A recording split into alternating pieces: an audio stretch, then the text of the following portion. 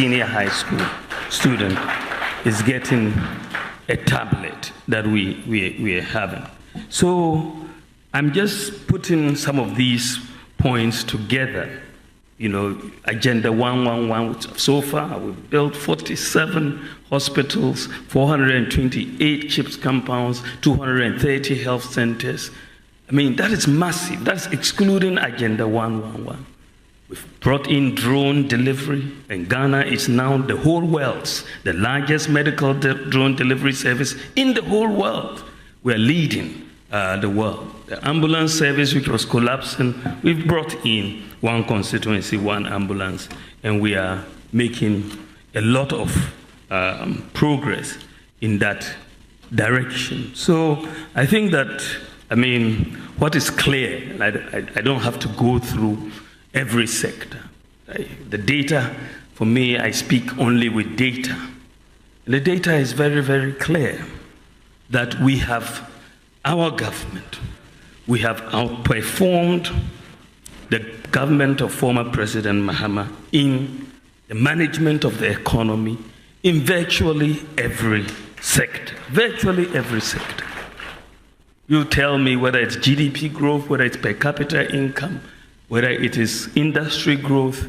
I mean, virtually every sector we have outperformed him.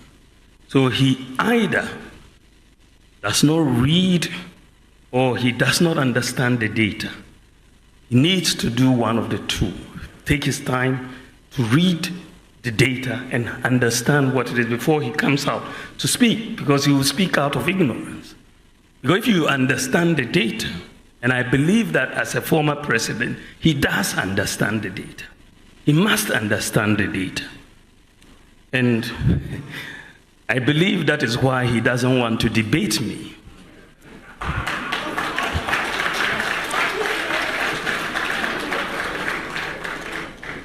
I believe so. That is why he doesn't want to debate me. He's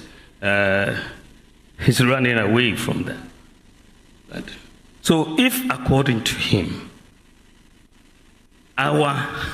we have mismanaged the economy in the midst of a global crisis,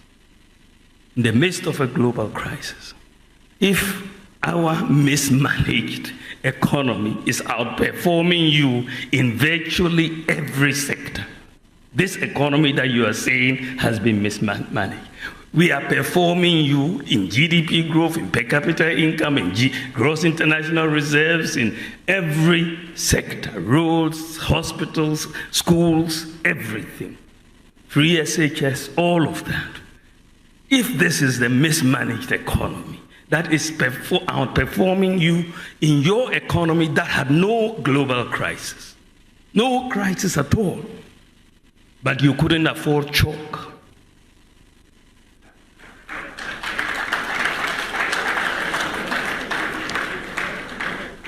You couldn't afford chalk, but there was no crisis. So if our mismanaged economy is performing better than your better managed economy, then in that case, you must not have been very good. Let me put it mildly. I was going to say incompetent. Because our bad economy it's much better than your good economy. I mean, it doesn't make sense. So I think that the matter, I hope that this matter can be settled. There's no way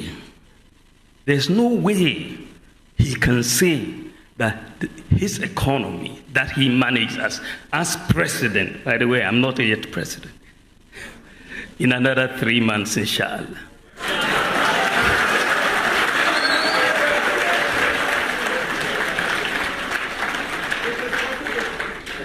Yeah, I mean, let us settle this matter. And you are members of the press. You read the data. You follow the data. You know the data. You know that we have done better than him. So why does he want to come back? I mean, it's like you go for an exam with someone in school, You score 70%, they score 30%, and they want to convince people that they are better than you. It doesn't make sense in that sense. So I seriously believe that statement, that we have failed. Of course, we've had challenges. Nobody can say we haven't had challenges.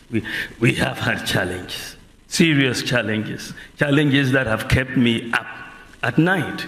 In 2022, that was the horrible year for us, 2022. Petrol prices went up to 23 cedis per liter. We were losing reserves so badly, and you saw food prices going up and all of that. That was a real challenge that we had to deal with. And this is how we came up with the whole gold for oil, gold purchase program, and that has really helped us. Today, Ghana, notwithstanding all the challenges, we are the 10th lowest price in terms of petroleum in Africa, the whole of Africa. Ghana is number 10 in those of lowest prices of petroleum products. We are number 10, 10th lowest. The lowest is Libya. Then you move through Egypt and Sudan and all of those to come to number 10, which is Ghana.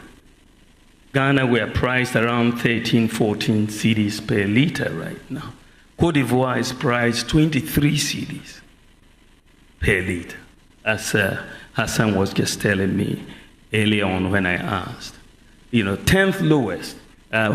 We still want to bring it lower. But in 2022, at the time I announced the Gold for Oil program, when I said we had to attack this thing with gold for oil, the prices were 23 cedis per liter at that time. So we've had challenges. It's not, everything is not where we want it to be, but I believe that we can work better. But I don't think the former president can lecture us on economic management. He just cannot. His record would not allow him to lecture us on economic management. Is there anything you have disagreed with in this government? The issue, when you sit in cabinet, you have collective responsibility. That is fundamental to governance. When we sit in cabinet, we argue on many, many issues, and everybody brings their mind. And sometimes your view prevails, sometimes it doesn't prevail. But once we take a decision, it is a collective decision. And so I cannot come out and say that the decision that we collectively took, I disagree with. No, I'm bound by it. That is the nature of cabinet responsibility. Fifth question had to do with the rising cost of living, and I'm very happy you are raising these issues on the EV, electric vehicles. You're right. One of the ways that we want to reduce the cost of living is through bringing in public transportation, the electric buses. And, so that is what is going on. We are bringing in about 100 to start with to essentially do the pilot for it. And the issue that you raise is a very, very fundamental one, which is the charging stations for these electric buses. And I must tell you that Metro Mass is working very, very hard as we speak to put in the charging station. Adolfo TF1 ni ashafo yedamasi bio e de betu K News and Blogs so pa channel no first time I share no subscribe am no like no share comment enso comment section ho so amaye eyen sensem a ekoso e wo media isu a bia na yesi de bedom matie me pese me kasa be tintin no mo me enko tie